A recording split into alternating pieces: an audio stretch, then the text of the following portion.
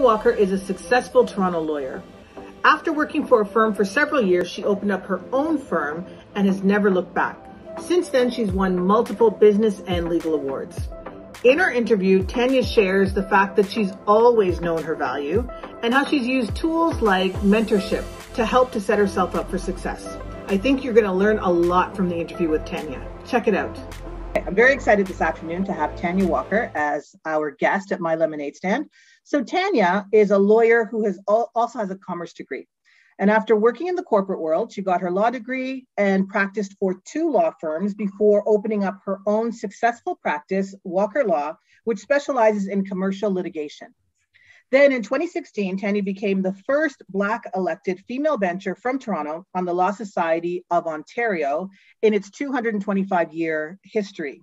She's also won several legal as well as business awards.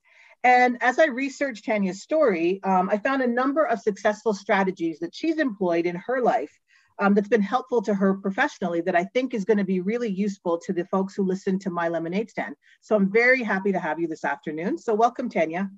Thank you for having me, and congratulations, Dion. Thank you. So we have a number of topics that we want to cover. So let's just jump right into things. And the topic that I wanted to cover off on first has to do with mentorship. So you've been really effective in intentionally finding mentors for various parts of your life. And I think that that's played a big role in your professional growth. So what I wanted you to do is basically share with us, how do you go about approaching mentors, and how have they specifically helped you as you've grown as a professional?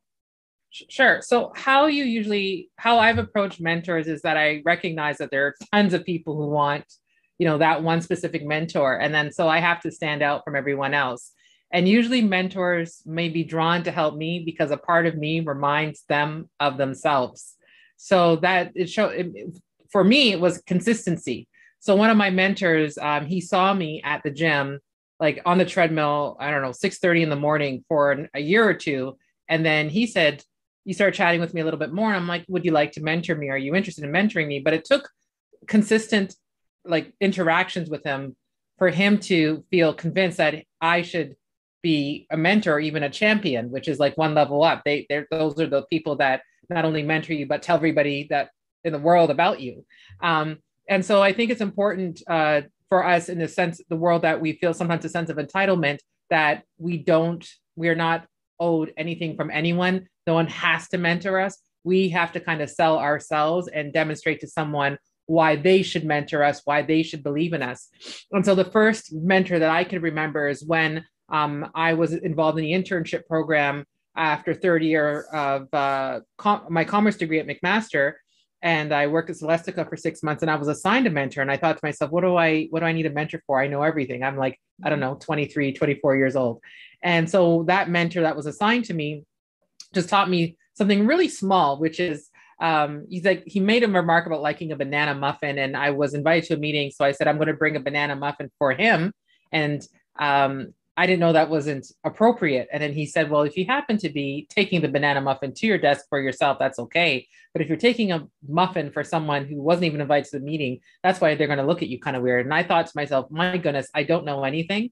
I did not learn this in any class I took during this commerce degree. So I realized that I have to learn from someone the practical experience of working in the workforce and having many hats, being at that time younger and Black and female. There are other things, nuances that I may not even be aware of, and how to deal with it. And it's very important. It saves a lot of time and headache if you learn from someone who's had to deal with those things, and they can kind of teach you how to deal with those situations if they happen to you. Totally, because that's not something that you would typically think about. And this is something with someone with that perspective to be able to take a step back and look at the bigger picture. So you don't have to learn trial by error all the time. You can actually learn from the wisdom of others. But also, I think it's important too that you had the, the maturity to know and the humility to know that you needed a mentor. Because yes, sometimes we think that we're super smart. You get into a situation as you were describing, but really understanding that there is more to learn than just the technical skills that are required. So that's great. The other the other aspect of your career that came out is that in one of your interviews, I heard you talking about the fact that at one point when you were working for one of the law firms, you were one of the most successful lawyers within the firm, and you didn't feel that the respect that you were getting within the firm was on par with what you should, given the contribution that you were making. And it's so often easy for us when we get those messages and we're working really hard and doing really well to kind of question ourselves, maybe question our value, question our accomplishments, and also definitely questioning our potential within the industry or the role or what have you. But what I thought was really interesting in terms of what you shared is the fact that you had a supportive sounding board to be able to have that perspective that, no, it's not you. So I just wanted to talk a little bit. I know that for you, it's your parents, but I want to talk a little bit about, how that confidence has really helped you in being able to have that perspective when you've had those experiences in your career. Well, I mean, with my parents, my father always just wanted us my sister and I to think outside of the box and realize aren't any limitations. And if we work really hard for something, we're entitled to reap the rewards. And my mother always encouraged entrepreneurship, like joining boards and associations. I remember joining the Rotary Club when I was in law school, attending dinners and galas, and my mother would be my date. And she was just so supportive. And she would actually thank my mentors and say, thank you for supporting my daughter. Like, you're giving her something that we can't. So thank you so much. And she also mentioned to me, Tanya, you're not being treated very well and you're the highest biller at the firm. You're bringing in work. You're doing the golf thing. You're playing golf. You're going to dinners. You're doing everything you're supposed to do. And you're not, they just don't see you as your equal. You really should just get out and open up your own business. And so it was really, I really am grateful that my parents inspired that level of confidence in me. Not, there's a fine line between kind of confidence and being kind of arrogant or cocky, but the confidence in me to say, if you are doing the work and you're not being recognized, maybe it's just time to go elsewhere. But before doing that, I did try to solve the problem. Like, I did speak with senior partners. I did explain, I feel a little lonely when you guys go out for drinks after work or go out for lunch and I'm not invited. I tried my hardest to work things out before I left, because some people may not recognize it or appreciate it. Some people may think it's okay, you're at this level and you're fine at this level and you don't want to move up. Some people may not necessarily see me as being as ambitious as I am. So I think communication is very important. And then if communication breaks down, or you just feel like you're not being heard, then it's time to seek opportunities elsewhere where your efforts will be recognized. Yes, definitely. So it is about really, again, you're entirely correct, where sometimes people are unintentionally doing those things and they don't recognize it. So giving them an opportunity. But again, once you've given them the opportunity, it's like, okay, now what? But when you're talking about the, where that confidence can also be a little bit arrogant, but when you balance that out by the fact that you already spoke about the fact that you seek mentors, so that there's more for you to learn. So they kind of balance each other out. And I guess for folks, being fortunate in terms of having supportive parents, I have very supportive parents as well. Not everybody has that network at home, but then seeking a network like that, because I think it is very important for us to have that supportive network of someone who you can kind of rely on to be that, to balance off, be a sounding board. So that sounds like it's great. And it's also built your confidence, because that's definitely a big theme, I think, in your entire career in terms of the confidence. So one thing I absolutely had to ask you about, because I know it took forever for us to even book this interview, because you're busy. And you work very long hours, and especially when you're in trials as well. You'd mentioned that that's a very time-intensive period as well.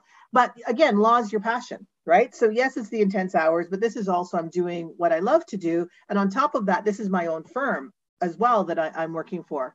So myself as well, I probably don't work as many hours as you do, but that is pretty much my theme as well for my whole career.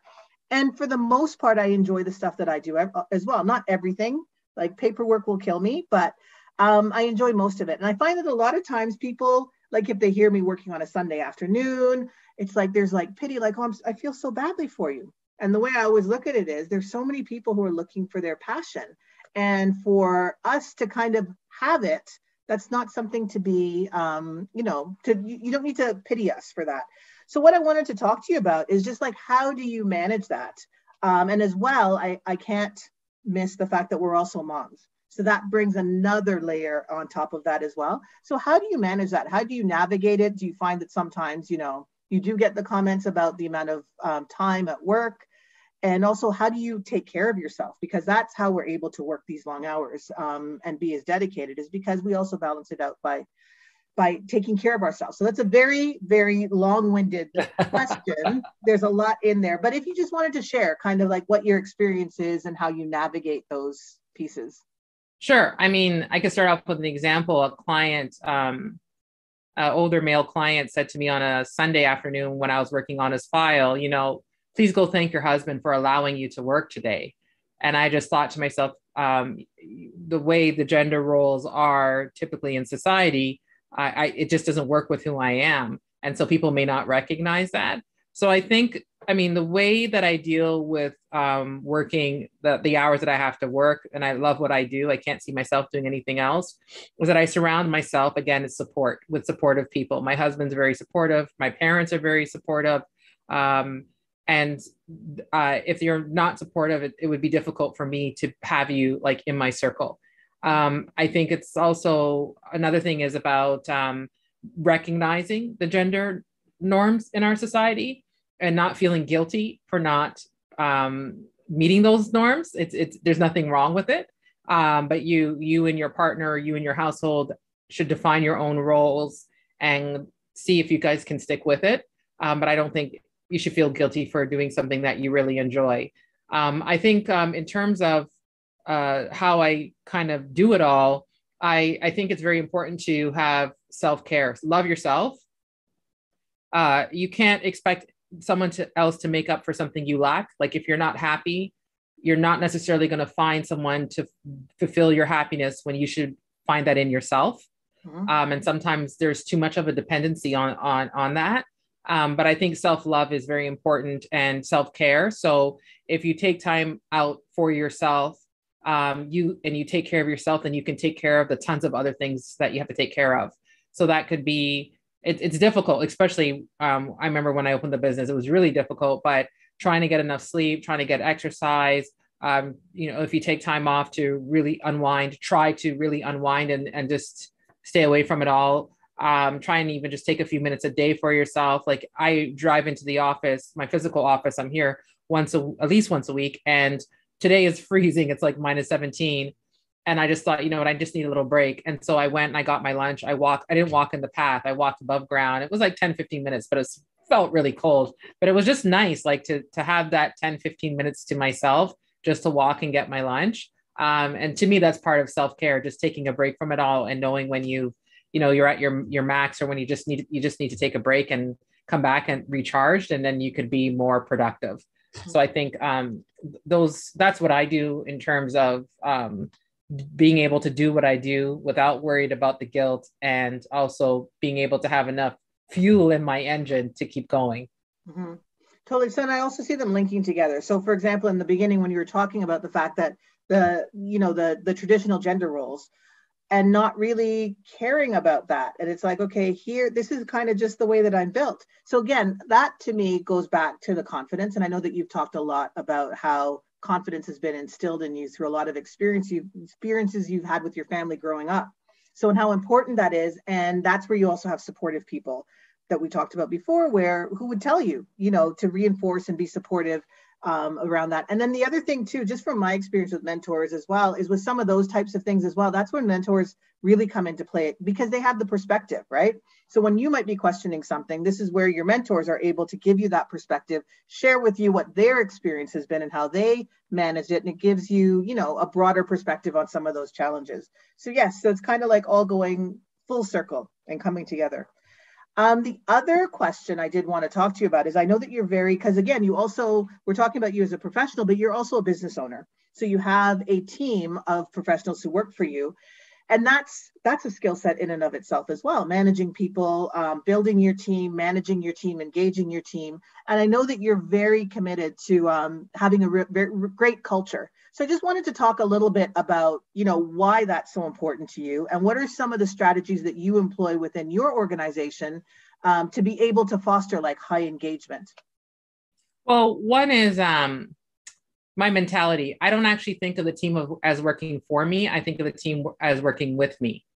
You need different components of the team. Like I like basketball. You need the guard, point guard, you need the forward, you need everyone working together to win. You can't just have one star player. It doesn't often work out that well. It's just one star player. So I think it's changing the mentality. If you are in that position of leading a team, and appreciation for your team. A thank you goes a long way, or just listening to their concerns or their issues, especially now because everyone's working remotely and has been for quite some time. And sometimes it doesn't hurt to pick up the phone and before you start talking about that particular matter to say, how are you? How was your weekend, or any plans for your weekend? We're in this world that we're so fast paced that we don't always realize or appreciate, someone may have something else going on and that may affect that person's performance. Maybe I need to suggest to that person, they need to take a mental health day because, there's a lot going on personally. But if you don't get to know your team and show the appreciation for your team, you probably won't know this. I like consensus building in terms of making fundamental decisions. We do a lot of surveys, and 360-degree surveys, or who wants to work remotely permanently. I thought everyone was like me. They said, okay, I'll be home for a few weeks. And then I get the survey back and like 80% of the people say, I want to continue to work from home. And I'm actually working harder now, Tanya, because I don't want you to tell me to come back. So it's great to get that consensus and that understanding. And with the surveys, they're so helpful. I don't even have the password. Someone else distributes the survey and sends it to me, and I just get the summary of the answers. So I think the team also is happy that the answers are anonymous, because I don't know who's actually said what unless we plan the survey that way. So it's just investing a lot of time in your team, showing that you actually care, don't pretend, because people will be able to tell, and just show gratitude and appreciation, because you wouldn't be able to do what you do if other people didn't help you do what they do. Yeah, and I think you were also sharing the fact that as well, some of the benefits, of course, is just being a good person, right? You wanted to have that positive environment, but over and above it, as a business owner, this is where you get things like loyal employees. You're not, recruiting people constantly because, they don't want to stick around and they want to go someplace else.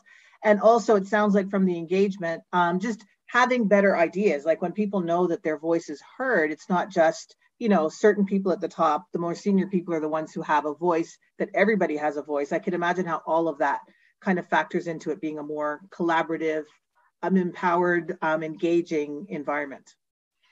So yes, and also, sorry, one more thing is share the recognition.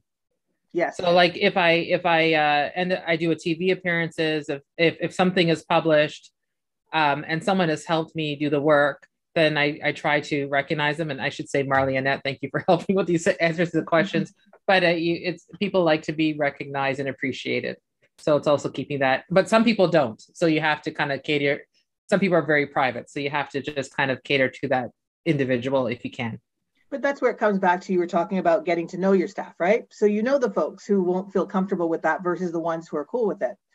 So yes. So anyways, well, thank you for this. One thing I did want to mention is just the fact that, because you talked about how I see mentorship forming lots of different formats, like everything from having a traditional relationship, which is a lot of what you were talking about, to also people just being able to listen to stories and understand and learn from your story and take from it what they can use within their professional life. So this is probably also something that somebody could then watch and pull from it some of the nuggets that you shared this afternoon. So I do appreciate it, and I'm sure that the other viewers will appreciate it as well. So thank you very much, and I hope to see you next time. Thank you very much. It was great to speak with you. If you enjoyed that interview, please subscribe to my YouTube channel, My Lemonade Stand. You can also stream it off of your favorite podcast streaming platform. Looking forward to seeing you next time.